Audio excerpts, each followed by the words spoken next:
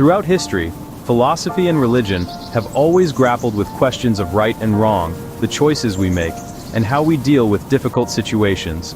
Classical philosophers such as Socrates, Plato, and Aristotle reflected deeply on these issues. Socrates believed that one should always do what is good, even when it is difficult. For him, living an unjust or immoral life was worse than death itself. He argued that a person should not end their own life, because life belongs to the gods. Yet, he drank the hemlock when he was sentenced to death.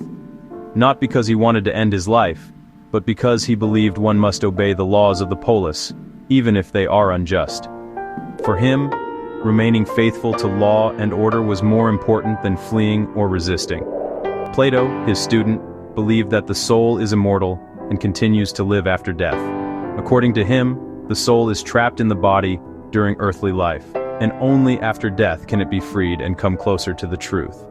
Aristotle looked at life differently. He believed life was primarily about developing virtues, such as courage, justice, and moderation. A person who develops these virtues can lead a happy and meaningful life. On difficult issues like suicide, he was very clear. He saw it as a cowardly and unjust act, because it neglects one's duties to others and to society. This can also be seen in the stories of Lucretia and Cato. Lucretia was a Roman woman who committed suicide after being raped.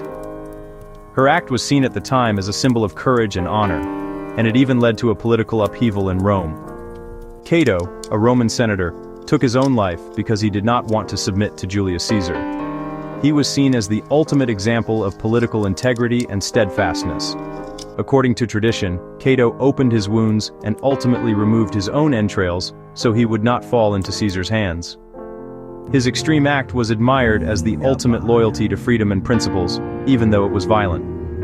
In the late antiquity, Augustine argued that suicide was a sin, because only God has authority over life and death.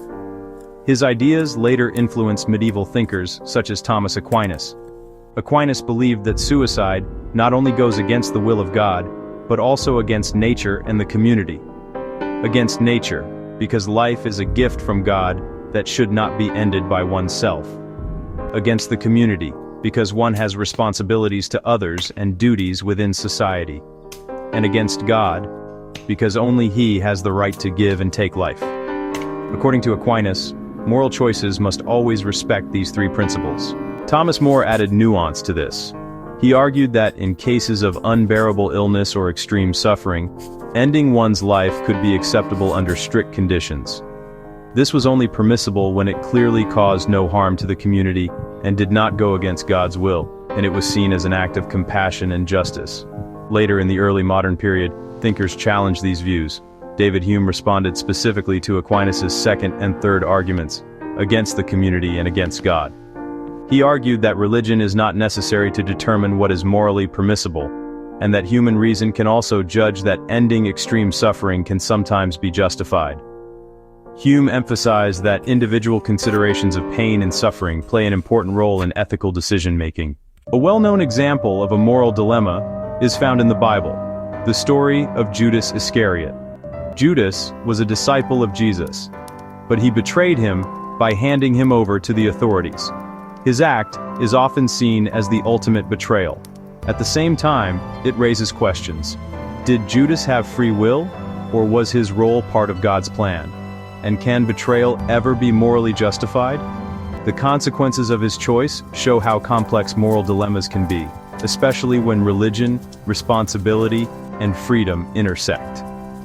Through all these examples, from the Greek philosophers to the Bible, and from late antiquity to modern thinkers, we see that humans have always struggled with the same core questions.